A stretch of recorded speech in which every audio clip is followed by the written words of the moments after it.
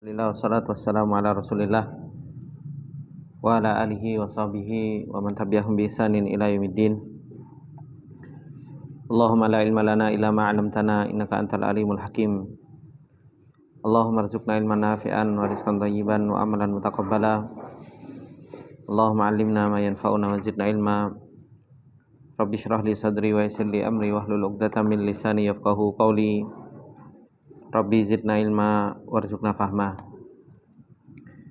Ikhwani fillah rahimani wa rahimakumullah jami'an. Alhamdulillah, puji dan syukur kita panjatkan kepada Allah Subhanahu wa taala atas segala nikmat yang Allah Subhanahu wa taala masih terus memberikan nikmat demi nikmatnya kepada kita semua. Dan alhamdulillah di sore yang berbarokah ini kembali kita ditolong oleh Allah Subhanahu wa taala untuk kita bisa saling menasehati, saling mengingatkan di antara kita semua. Dan ini yang Allah Subhanahu wa taala firmankan, fadzakir fa inna dzikra tanfa'ul mu'minin. Maka berilah peringatan, karena sesungguhnya peringatan itu bermanfaat bagi orang-orang yang mereka senantiasa beriman kepada Allah Subhanahu wa taala. Ikhwani fillah rahimani wa rahimakumullah jami'an. Perjalanan menuntut ilmu yang dimana perjalanan tersebut adalah merupakan perjalanan kita untuk mencari bekal menuju Allah Subhanahu wa taala, yang sepantasnya bagi kita semua untuk kita punya semangat yang tinggi di dalam mencari pembekalan kita, sama seperti halnya kita punya semangat di dalam mencari bekal kehidupan dunia kita. Kita juga harus lebih semangat di dalam mencari bekal perjalanan akhirat kita. Dan seseorang itu bisa semangat di dalam mencari bekal tersebut, salah satunya sebab yang disebutkan oleh para ulama dan oleh muallif Syekh Muhammad bin Shalih bin Ishaq, yaitu ma'rifatu hirsis salaf, yaitu mengetahui bagaimana semangatnya para salafus soleh di dalam mendapatkan ilmu.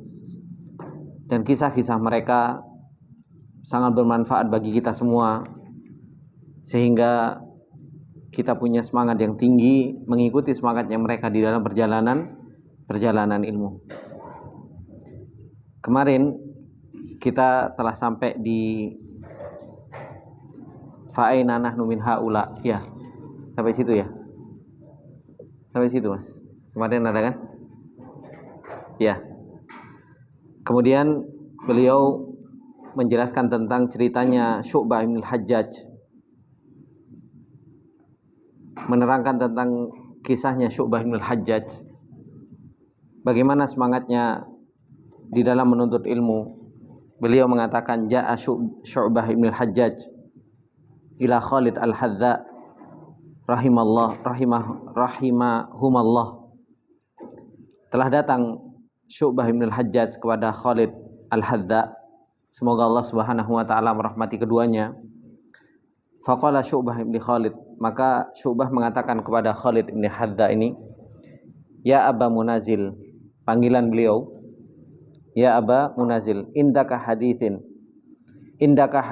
kadza wa kadza fahadithni bihi. Apakah engkau mempunyai sebuah hadis tentang hal ini atau tentang hal ini, maka sampaikanlah kepadaku tentang hadis tersebut.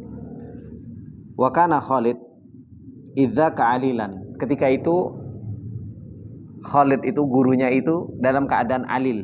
Alil itu dalam keadaan sakit. Jadi gurunya sakit.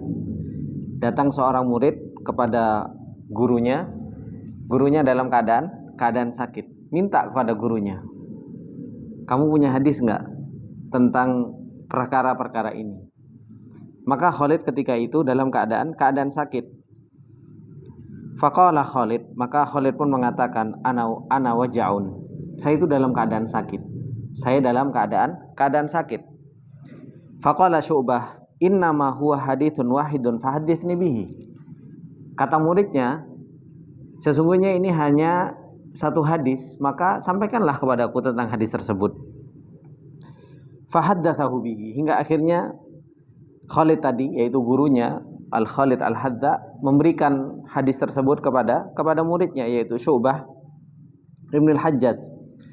Falamma faragha, maka tatkala sudah selesai membacakan hadis tersebut, qala lahu Syu'bah, maka mengatakan Syu'bah Ibn Al-Hajjaj ini mengatakan kepada gurunya tadi, mut al-an idza syi'ta. Nah, kalau sekarang kamu meninggal enggak apa-apa. Gitu kan. Kamu sudah ngajari ilmu kepadaku. Nah, ini menunjukkan salah satu juga hirsul tilmid terhadap hadis gitu kan. Mengetahui bahwasanya ada sebuah hadis di hafalan Khalid Ibn Al-Hadza ini, sehingga beliau dalam keadaan sakit pun meminta hadis tersebut. Dan ini menunjukkan tentang hirs seorang penuntut ilmu. Maka seorang penuntut ilmu jangan di dalam menuntut ilmu itu jangan baper-baper gitu. Dalam menuntut ilmu itu jangan banyak bawa perasaan gitu. Mau gurunya dalam keadaan sehat, gurunya dalam keadaan sakit, selama kita masih bisa mengambil faedah, ambil faedah dari seorang guru tersebut. Bahkan terkadang seseorang itu bisa mendapatkan faedah pada gurunya yang dalam keadaan sakit. Mungkin ingin memberikan nasihat-nasihat, ingin memberikan wasiat-wasiat gitu kan. Seperti halnya yang terjadi pada Rasulullah sallallahu alaihi wasallam. Ketika Rasulullah sallallahu alaihi wasallam sakit, dalam keadaan sakit, apa yang dinasihatkan oleh Rasulullah sallallahu alaihi wasallam? Kan banyak sekali nasihat-nasihat ketika Rasulullah sallallahu alaihi wasallam dalam keadaan sakit. Dinasihatkan tentang as-shalah. Itu kan tentang bagaimana dalam keadaan sakit yang begitu luar biasa saja Rasulullah sallallahu alaihi wasallam masih mengajarkan yang namanya kebaikan dan bisa diambil faedah oleh murid-muridnya. Ini dalam keadaan sakit, apalagi dalam keadaan gurunya yang biasa-biasa saja, gurunya masih dalam keadaan sehat, gurunya dalam keadaan dia punya waktu senggang. Maka kesempatan-kesempatan yang seperti ini jangan sampai ditinggalkan kesempatan-kesempatan tersebut. Makanya gak heran dulu sampai ana pernah diceritakan bahwasanya Syekh Muqbil rahimahullah taala, ana diceritakan sama guru ana dulu. Syekh Muqbil itu selesai salat Idul Fitri itu bukan libur, ngajak murid-muridnya belajar. Habis salat Idul Fitri, siangnya ayo belajar, ambil kitab. Seperti itu. Jadi bukan kesempatan seseorang itu untuk libur dari yang namanya belajar. Seseorang itu nggak pernah selesai dari yang namanya tadhkirah, yang dari namanya peringatan. Setiap waktunya ya seseorang itu harus mendapatkan tadhkirah. Seberapa besar seseorang itu mendapatkan peringatan, ya seberapa besar seseorang itu akan mendapatkan bagian dari keimanan kepada Allah Subhanahu wa taala. Kita lihat bagaimana semangatnya para ulama. Syu'bah bin Al-Hajjaj, gurunya dalam keadaan alil, ana wajaun, dalam keadaan sakit. Gitu kan? Beliau masih minta hadis dari gurunya. Kemudian dikatakan oleh Syu'bah bin Al-Hajjaj, qala Syu'bah bin Al-Hajjaj rahimahullahu taala. Beliau mengatakan, "Ma ra'aitu ahadan qad ya'du ay yarkadu fit turuqat illa qultu majnunun aw sahibu hadis." Dikatakan oleh Syu'bah bin Al-Hajjaj, beliau mengatakan apa? Aku itu enggak pernah melihat seseorang yang dia itu tidur di jalanan kecuali 2 orang. Kata Syu'bah bin Al-Hajjaj, saya itu enggak pernah melihat seseorang yang dia itu tidur di jalanan. Ya'du, maksudnya apa? Keluar di pagi hari. Sampai dia tidur di jalanan kecuali dua orang. Siapa mereka? Majnunun aw sahibu haditsin. Yang pertama, orang gila. Yang kedua, orang yang mencari hadis. Orang yang mencari ilmu. Ai annahu la yaf'alu hadzal fi'la al-munafi lil adab wal waqar. Tidaklah melakukan perbuatan ini yang menafikan dari adab dan ketenangan illa ahadu syahsain, kecuali salah satu dari kedua orang tersebut, yang dimana imam majnunun, kecuali dia orang gila, fala yustangkaru min hudzalika, dan tidak diingkari karena memang dia gila, wa imma talibu ilmin, atau seorang penuntut ilmu, yarqudu wa yusabiqu ila halaqati syaihihi hatta la yafutuh dars wa hadza syai'un mahmud, atau seorang penuntut ilmu yang mereka berlomba-lomba untuk mereka bisa hadir di halaqah ilm. Dan ini adalah merupakan perbuatan yang terpuji. Seseorang itu berlomba-lomba untuk datang di majelis ilmu. Maka ini khonifillah rahimani wa rahimakumullahu jami'an, kebiasaan para ulama dahulu. Mereka bagaimana luar biasanya mereka semangat di dalam halaqah talabatul ilm. Dan ya subhanallah, sekarang dengan banyaknya kajian-kajian yang online dan lain sebagainya, ini memang naklul maklumat, dalam artian mengantarkan teori kepada otak seseorang. Tapi kalau seseorang pengen mendapatkan barokatul ilm, pengen mendapatkan ilmu yang nafi', ya seseorang berusaha untuk mereka hadir di majelis ilmu. Ini yang dikatakan oleh Syu'bah ibn al-Hajjaj. Kemudian dikatakan juga oleh Ja'far ibn Dustuweh rahimahullah ta'ala, beliau mengatakan kunna na'khudul majlis ay nahjazulana makanan min syiddatiz ziham. Kata beliau, kita itu dulu selalu booking tempat di dalam majelis ilmu. Nahjuzulana makanan, booking tempat min syiddatiz ziham. Karena apa? Raminya para penuntut ilmu. Sekarang subhanallah, kalau para penuntut ilmu ya paling kan gini. Kalau belajarnya tenanan, ngajinya beneran, ya hadir paling berapa. Tapi kalau istilahnya kajian umum, baru booking tempat. Kalau dulu enggak, talabatul ilm rami kan seperti itu. Makanya itu yang dikatakan oleh para ulama, di mana para ulama dahulu mereka mengatakan, salah seorang salaf mengatakan apa? Di zaman mereka qalla khutaba'uhum katsura ulama'uhum. Kan seperti itu. Sedikit orang yang pintar ngomong agama itu sedikit, tapi ulamanya banyak, ngajari adab, ngajari ilmu, mentarbiyah, itu banyak di zaman dahulu. Makanya para halaqah ilm itu, talabatul ilm itu rame gitu. Tapi di zaman zamanun apa? Qalla ulama'ukum wa katsura khutaba'ukum. Yang ngomong agama banyak, tapi yang jadi ulamanya sedikit. Itu di zaman akhir zaman. Makanya dikatakan oleh Ja'far, beliau mengatakan apa? Dulu ketika mereka menuntut ilmu harus apa? Booking tempat. Mereka booking tempat itu di majelisnya siapa? Fi majlisi Ali ibn al-Madini. Jadi booking tempat di majelisnya Ali ibn al-Madini. Bagaimana beliau ketika meriwayatkan hadis itu selalu ramai dengan murid-muridnya. Waqtal asri al-yauma li majlisil ghad. Jadi booking tempat itu dari habis asar untuk kajian besok. Untuk kajian besok, asar itu sudah booking tempat. Fanak udut tiwalal lail. Kami itu duduk sampai malam hari, sampai besok itu kita duduk. Dan ini ana rasakan kalau dulu, subhanallah, kalau ada daurahnya Syekh Utsaimin semuanya. Itu kita lihat bagaimana Syekh Shalih Al Utsaimin kalau beliau ngajar itu rebutan orang itu. Di majelis ilmunya Syekh Shalih Al Utsaimin itu booking tempat. Gak booking tempat, kita dapat yang paling belakang sudah. Paling belakang, kadang suaranya kedengaran itu padahal ngajarnya di Masjid Nabawi, gitu kan. Maka seperti itulah, sampai kita harus duduk nunggu lama gitu. Kajian, seumumnya kajian habis subuh, kadang jam 3 itu sudah pada datang untuk booking tempat. Kajiannya habis asar, habis zuhur itu sudah duduk untuk booking tempat. Dan itu masih dirasakan oleh para penuntut ilmu yang mereka masih semangat dalam menuntut ilmu, betul-betul booking tempat. Fanak udu tiwalal lail. Kami itu duduk sepanjang malam di tempat-tempat kami, makhafatan alla nulhiqu minal ghaddi mawdi'an nasma'u fihi. Kami takut enggak dengar di hari besok, kita enggak dapatkan tempat yang kita bisa mendengar hadis dari Ali bin Madini. Dan sangat betul-betul para ulama dahulu, kenapa kok mereka harus seperti itu? Ya dulu enggak ada mikrofon, kan seperti itu. Dulu enggak ada mikrofon, mereka berusaha untuk mendekat kepada gurunya gitu. Kalau sekarang alhamdulillah sudah dimudahkan dengan adanya mikrofon, makanya seorang penuntut ilmu aja gurunya di sini, duduknya di sana, kedengeran kok, kan seperti itu.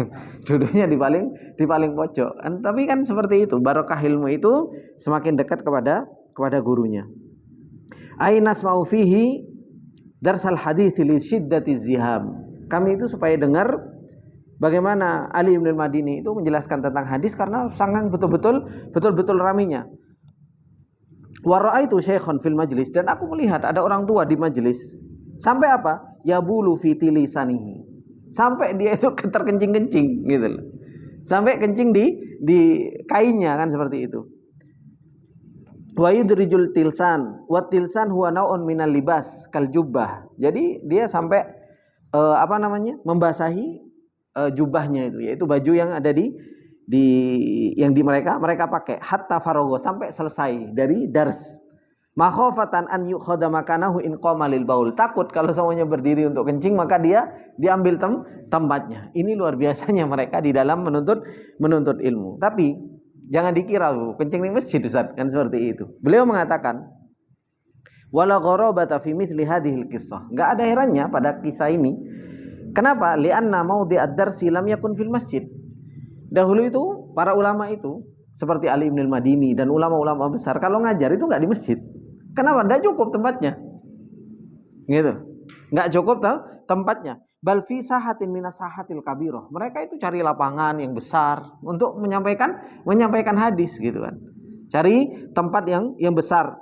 Wasatal bilda au fi atrafiha, baik itu di tengah kota atau di pinggiran kota. Jadi betul-betul mereka itu kalau menyampaikan hadis itu bukan hanya sekedar di masjid, tapi cari tempat. Makanya para ulama dahulu disebutkan mereka itu menyampaikan hadis itu bukan hanya di masjid. Ketemu di jalan mereka menyampaikan hadis, ya kan? Ketemu di tempat di mana mereka bisa menyampaikan hadis, mereka juga bisa mengambil hadis tersebut. Dan ini adalah merupakan apa? Luar biasa semangat mereka di dalam apa? Di dalam thalabul ilm. Kalau kita kan nggak ngomong ilmu paling ya di majelis ilmu gitu lah. Di luar ya ngomongnya lain gitu kan. Maka ini yang kebiasaan para penuntut ilmu. Beliau mengatakan wahada tilmidun najib kana yantadiru huduru syaihi li ilqa'i darsihi fi ghairi waqti salatin. Ini murid yang pintar ini, mereka itu menunggu kehadiran syekhnya itu untuk menyampaikan darsnya itu bukan waktu salat seperti ba'dal fajar atau ba'dal asar. Jadi mereka itu menunggu bukan waktu salat seperti habis subuh, kemudian setelah asar, au bainad dhuhri wal asar, atau antara zuhur dan asar.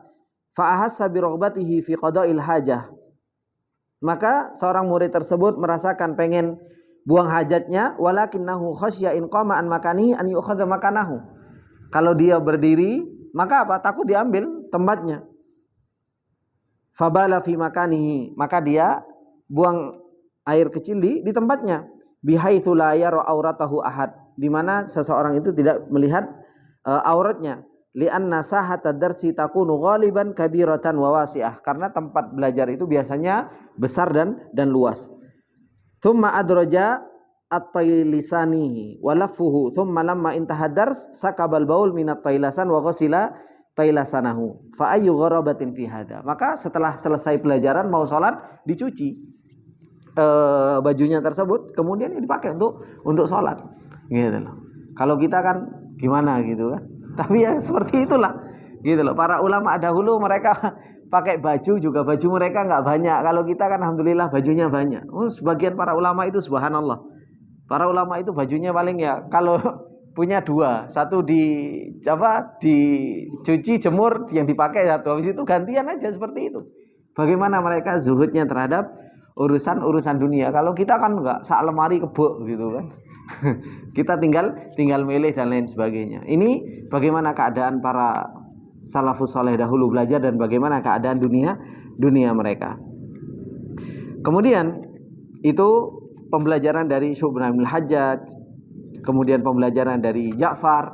Begitu luar biasanya mereka di dalam menuntut ilmu. Kemudian dikatakan qala Ibnu Abi Hatim, dikatakan oleh Ibnu Abi Hatim, sami'tu Al-Muzani yaqul, saya mendengar Imam Al-Muzani mengatakan, qala lil Imam Syafi'i, qila lil Imam Syafi'i, dikatakan kepada Imam Syafi'i, kaifa syahwatuka lil ilm, bagaimana syahwatmu itu terhadap ilmu.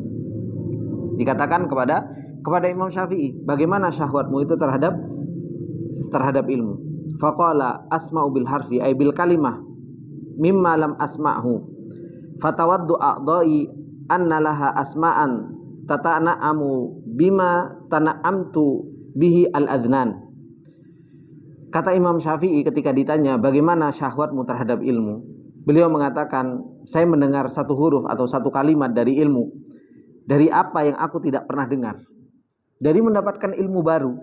Bagi Imam Syafi'i itu fatawaddu a'dha'i anna laha asma'an tatana'amu bima tana'amtu bihil adnan. Saya pengen kupingku ini mendengarkan ilmu-ilmu baru, sehingga apa? Telingaku itu mendapatkan kenikmatan yang luar biasa. Jadi mendapatkan ilmu itu kenikmatan telinga yang luar biasa. Faqila lahu fa kaifa hirsuka alaihi. Terus bagaimana semangatmu atas hal tersebut? Faqala hirsul jumu'i al-munawwa fi bulughi laddatihi lil mal. Bagaimana semangatmu di dalam mengumpulkan macam-macam dari harta. Terus gimana kamu kalau lagi semangat dalam mengumpulkan harta itu seperti apa? Gitu. Nggak ada capeknya kan? Kita itu kalau lagi mengumpulkan harta kerja, gitu kan? Berangkat pagi pulang malam, semangat, gitu kan? Kan seperti itu. Terus kita nggak semangat dalam menuntut ilmu, gitu kan? Kita subhanallah untuk harta kita kerja berapa jam? Ketenaga kerjaan berapa jam, Pak? 9 jam sehari ya? 8 jam. Kalau yang kerjanya 6 hari, gitu kan?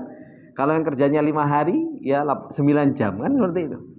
Itu luar biasa, semangat gitu kan. Ngantuk ya dilakoni, berangkat isuk, berangkat awan, berangkat bengi, lemburan, siap gitu kan. Itu kan semangat dalam mengumpulkan ilmu. Terus bagaimana dengan ilmu yang kita mau kumpulkan gitu loh. Paling seminggu dikei waktu sak jam, iku pun wis takoni telat-telat gitu kan. Mepet-mepet gitu kan. Itu sak jam gitu loh.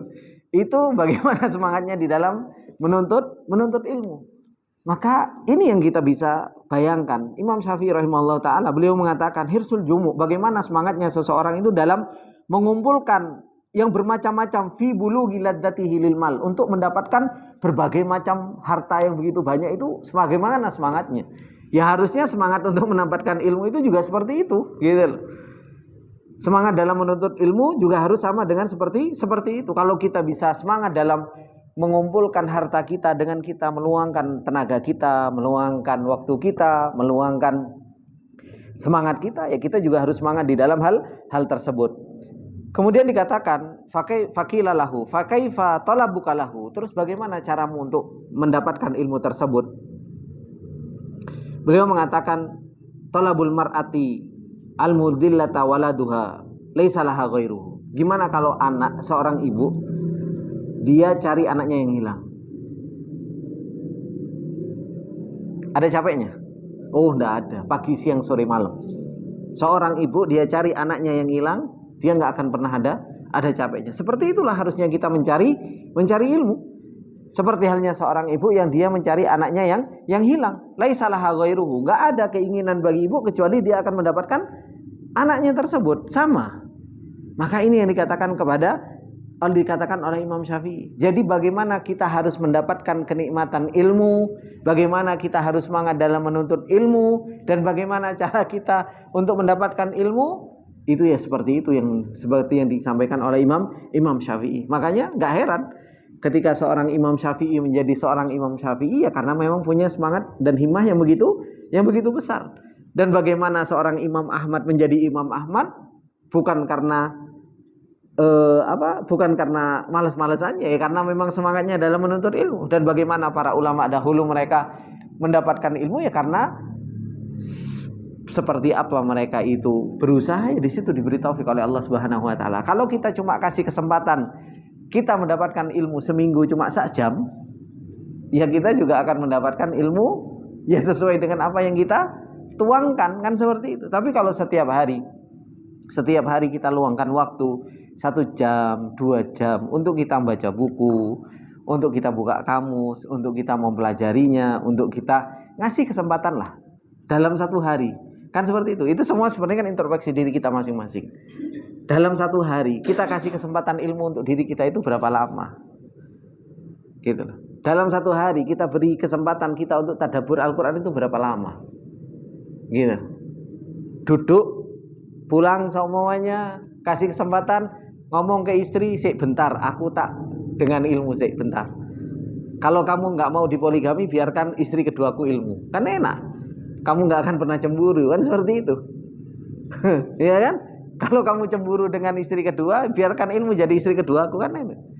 Kasih waktu untuk ilmu, gitu loh. 1 jam, 2 jam ngaji Al-Quran, tadabbur.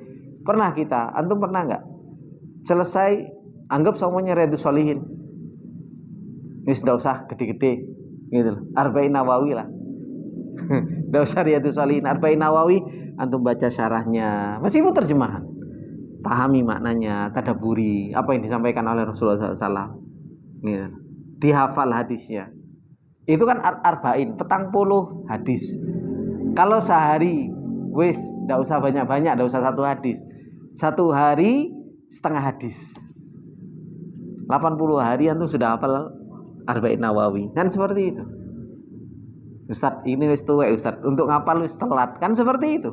Loh, ilmu itu bukan urusan antum. Dikasih sama nggak dikasih itu wilayahnya Allah. Tapi masalahnya, antum ada perjuangan nggak di dalam wilayah antum?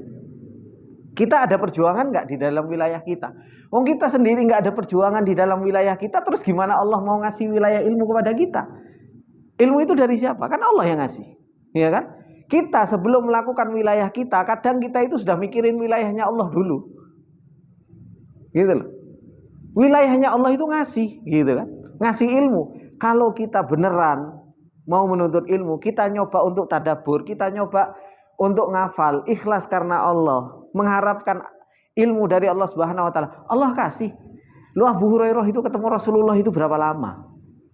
Dan tua Abu Hurairah itu, lebih tua dari kita semua.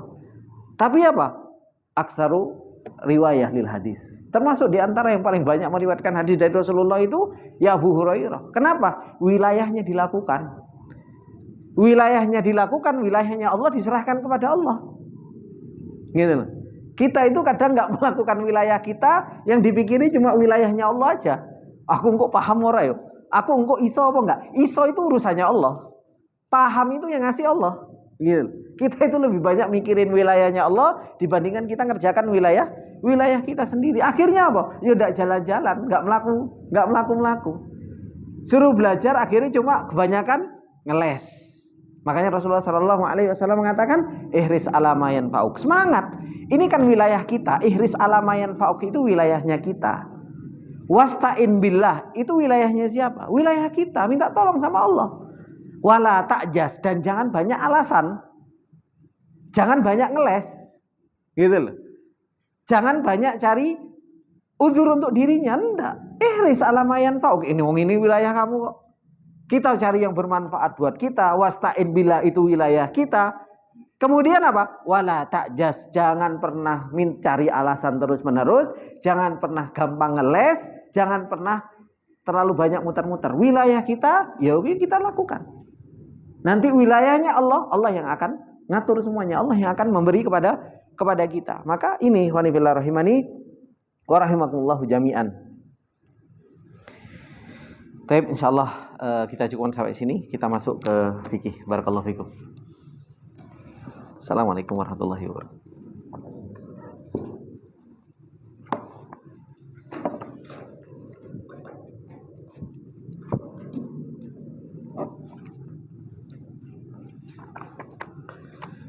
Bismillah, alhamdulillah, wassalatu wassalamu ala rasulillah wa ala alihi wa sahbihi wa man tabi'ahum bi ihsanin ila yaumiddin. Wanifillah rahimani wa rahimakumullah jami'an. Kemarin kita telah bahas tentang masalah al-jamaah. Yang mana jamaah itu berbicara tentang masalah sholatul jamaah. Di sana ada beberapa masalah. Yang pertama masalah al-imam, yang kedua masalah makmum, yang ketiga masalah al-i'timam. Al-imam, syaratnya ada berapa Bang Junah? Syaratnya jadi imam apa? Muslim, adil apa? Adil itu lawan dari apa? Apa maksudnya adil? Apa? Baginya bareng sama-sama gitu. Itu adil. Hah? Muslim, adil. Adil itu apa maksudnya? Apa adil mas maksudnya Pak Ajang? Bertakwa kepada Allah. Enggak fasik. Terus syarat yang ketiga? Balik. Balik di mana? Iya, maksudnya di sholat apa? Sholat 5 waktu. Nah. Kalau sholat sunnah boleh? Anak kecil boleh jadi imam kalau sholat sunnah. Sholat taraweh belum balik, boleh apa enggak? Boleh. Hah? Sunnah kan? Iya, sholat sunnah boleh apa enggak? Boleh. Nah, terus paham dengan terus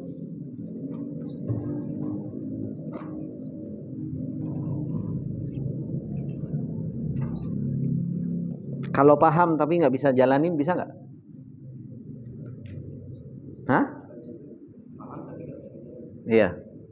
Saya paham kalau rukunnya sholat itu berdiri semua. Tapi qadarullah saya itu nggak bisa berdiri. Lagi sakit kakinya. Boleh jadi imam nggak? Syarat jadi imam? Nggak bisa. Karena imam itu harus muhakkik, harus bisa merealisasikan apa? Rukun sama sholat, rukun sama syarat sholat. Terus apa lagi? Orang gila boleh. Berarti apa syaratnya? Akil. Hah? Ya, berakal. Terus apa lagi syaratnya?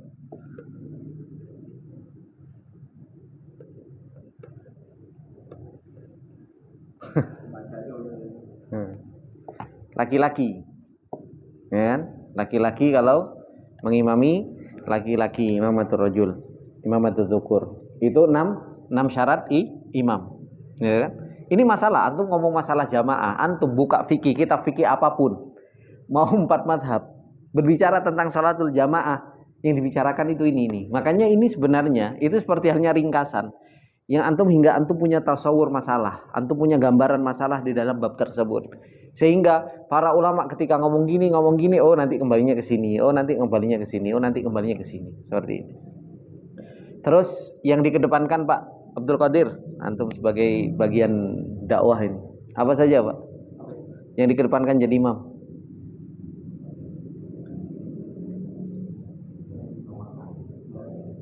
Yang diutamakan siapa saja Pak? Sahibul bait. Apa sahibul bait ini Pak?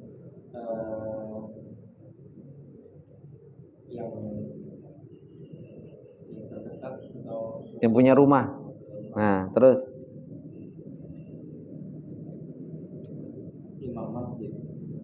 imam masjid, imam rawatib. Nah, terus bacaannya kenapa Pak?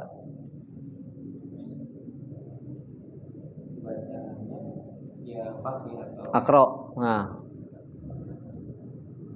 akro sama ahfad sama nggak? Ada orang akro tapi nggak ahfad. Ada orang bacanya bagus tapi hafalannya cuma qul huwallahu ahad aja. Ada orang yang hafalan hafid juz 30 juz tapi bacanya biasa. Mana yang dikedepankan, akro atau ahfad? Hah? Nah, akro yang bacanya benar. Terus afqoh, apa afqoh Pak?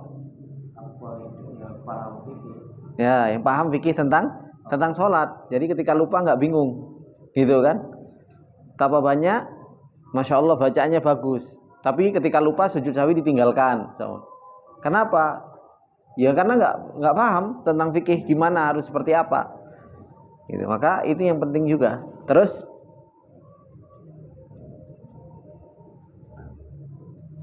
Hasan, apa Hasan Pak?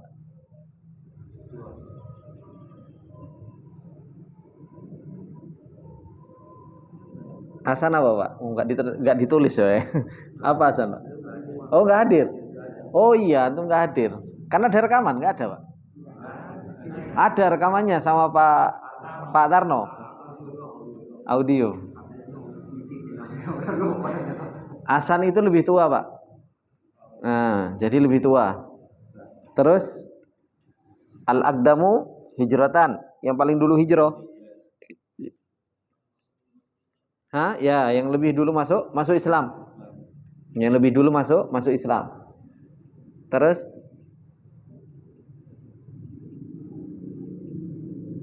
yang dipilih sama masyarakat. Jadi kalau semuanya di masjid ini ada orang yang mereka asli kampung sini, ya kan? Asli orang sini, ya kan? Kemudian dia bacaannya bagus, secara makhraj benar, dia punya hafalan, ya kan? Kemudian dia tua lagi di sini, ya kan? Kemudian jelas orang tua yang lebih duluan masuk Islam. Terus ngapain antum harus milih anak-anak muda kemudian dipilih supaya gini? Di sini ada yang lebih tua kok. Bacaannya juga benar. Nah, seperti itu yang harus kita terapkan. Terkadang kan masjid itu tak cari imam rawatib lah dari luar gitu. Padahal di kampung situ ada imam yang dia istilahnya lebih tua, ya kan? Kemudian terus dia juga asli penduduk situ, bacaannya juga benar, cuma dia hafalannya nggak sebanyak anak-anak muda, gitu loh. Terus bacaannya dia benar secara makhrijul huruf, cuma memang nggak melengking, kan seperti itu. Dia asli orang situ, kemudian terus bacaannya juga benar, kemudian juga dia paham tentang hukum sholat. Maka apa? Ngapain kita harus cari imam dari luar? Untuk orang di situ juga sudah ada. Maka hal ini sebenarnya yang harus coba kita praktekkan dalam kehidupan kita. Betapa banyak sekarang masjid-masjid itu subhanallah cari imam rawatib dari mana? Dari luar, ya kan? Dan digaji imam rawatib kan seperti itu. Digaji dari luar. Kenapa kalau ditanya? Emang orang kampung situ enggak ada yang bacanya bagus, padahal banyak juga orang tua-tua dan lain sebagainya. Pasti alasannya itu bukan alasan yang syar'i, alasannya baper. Kenapa? Kalau anak-anak muda itu semangat, anak-anak muda itu bacaannya lebih melengking, bacaannya itu kembali kepada sesuatu yang baper, bukan kembali kepada yang syar'i. Bukan kembali kepada sesuatu yang syar'i. Saya ingin tanya, anggap sak kampung ini loh, sak kampung sini ini apa ini? Blok A. Nggak ada orang tua yang dia istilahnya bacaannya benar secara makhrijul huruf, gitu. Dan mereka tua, mereka jelas ahlul bait loh. Ya kan? Gitu loh. Itu kan sebenarnya kayak gini ini coba kita praktekkan. Cuma masalahnya itu selalu kita milih itu sesuai dengan apa? Kembali kepada baper tadi. Anak muda itu ngajinya melekuk-melekuk, enak, bacaannya enak didengar dan lain sebagainya. Iya apa enggak, Pak? Kayak gitu. Makanya saya itu kadang heran kalau semuanya ada masjid besar, kemudian datangkan dan lain sebagainya. Emang sak kampung ini enggak ada yang ngaji gitu, yang jadi imam, kemudian orang tua-tua di sini yang asli orang sini, ada mereka mungkin lebih tua dan asli penduduk sini. Enggak ono Pak, gitu. Kenapa kok harus datangkan dari ini dan lain sebagainya untuk menjadi imam? Padahal jelas ahlul bait lebih dikedepankan orang kampungnya situ yang mungkin dia juga bacaannya enggak salah. Gitu loh. Secara makhrijul huruf benar meskipun hafalannya juga enggak banyak, kan seperti itu. Secara umur mereka juga lebih umur biasanya orang kampung situ. Maka ini yang harus dipraktekkan. Kemudian pembahasan tentang masalah makmum, di mana posisinya makmum. Laki-laki satu di sebelah kanan, laki-laki banyak di belakangnya, boleh di sebelah kanan dan sebelah kirinya, tapi enggak boleh di sebelah kirinya. Nah, ini tempatnya makmum. Kemudian berbicara tentang masalah al-i'timam. Berbicara tentang masalah al-i'timam, yaitu bagaimana seseorang itu dikatakan bermakmum. Mahalluhu kharijul masjid. Kalau makmum itu tempatnya itu di luar masjid, maka di sana ada syaratnya. Apa itu? Ru'yatul imam awil makmumin. Maka imam itu kelihatan atau makmumnya kelihatan. Gitu. Ini kalau di luar masjid, sholat di belakang situ, ya kan? Ternyata ininya diriben semuanya, di kaca ditutup hitam, gitu. Yang belakang cuma dengar apa? Dengar suara. Sah apa enggak? Sah apa enggak, teman-teman? Hah? Kalau enggak lihat, enggak sah. Kalau dia di luar masjid. Kalau dia di luar masjid, kemudian kacanya ditutup, maka apa? Enggak sah. Maka syaratnya itu harus melihat. Makanya kalau di Masjidil Haram itu, kenapa yang di atas tower-tower itu kok ada ada kaca bagian depannya. Supaya apa? Supaya dia melihat di bagian bawah. Kalau nggak ngelihat makmumnya, maka apa? Nggak sah. Maka dia nggak sah dia jadi makmum. Berarti dia sholat sendiri pada hakikatnya. Paham kan? Nah, seperti itu. Kemudian kalau dakhiluhu, kalau di dalam masjid, maka apa? Yastaritul ilm bintiqalil imam.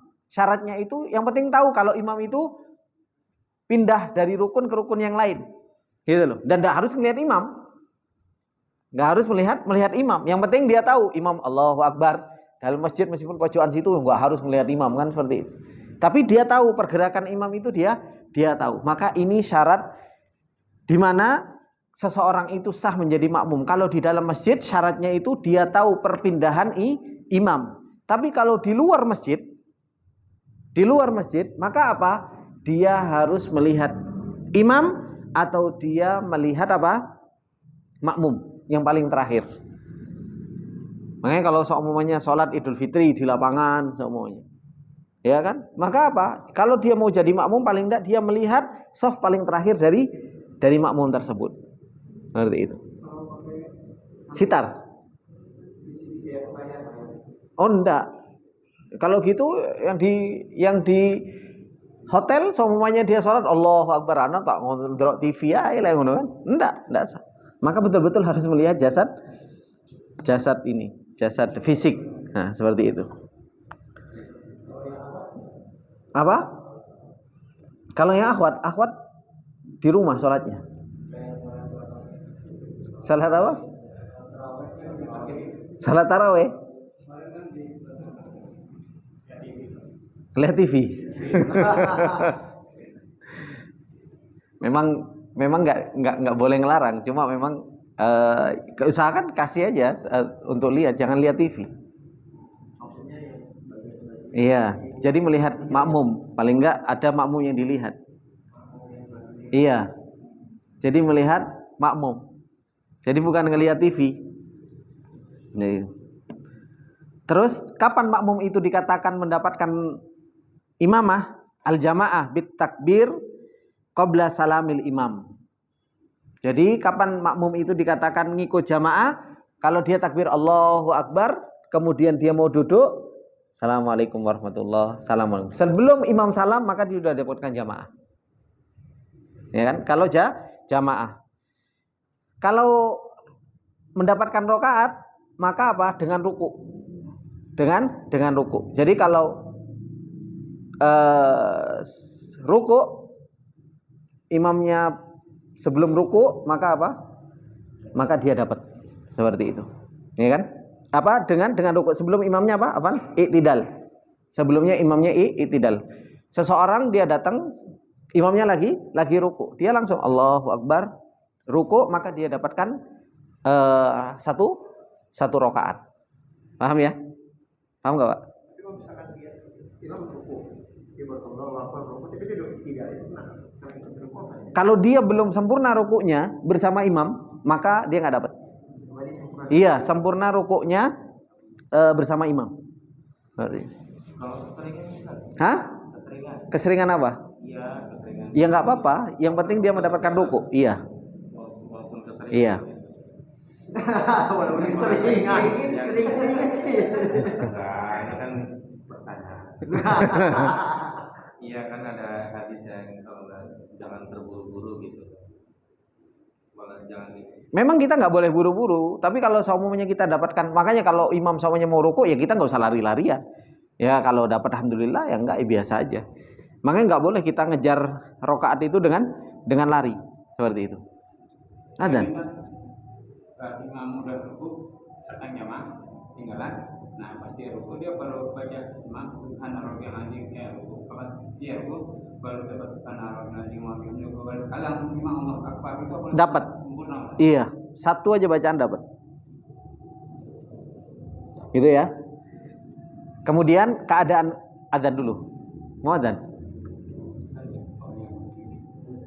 Hah? Sudah adzan? Iya, adzan. Disambung nanti. Hah? Adzan aja, Pak.